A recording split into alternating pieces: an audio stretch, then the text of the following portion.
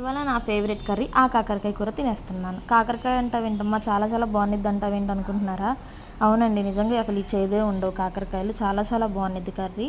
ముందుగా కాకరకాయలను తీసుకొని శుభ్రం చేసుకొని నేను చూపించిన విధంగా పెద్ద ముక్కలు కట్ చేసుకోండి. చేదు ఈ కాకరకాయ తినను అనేవాళ్ళు కూడా శుభ్రంగా తృప్తిగా తింటారు. ఇది నేను చూపించిన విధంగా చేసేయండి.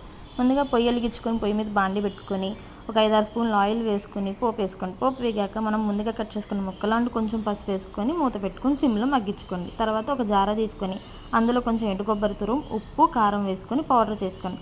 పౌడర్ అయిపోయిన తర్వాత పెద్దగా కట్ చేసుకున్న ఆనియన్ ముక్కలు వేసుకొని కచ్చాపచ్చగా నూరుకొని ప్లేట్లో తీసుకొని పక్కన పెట్టుకోండి.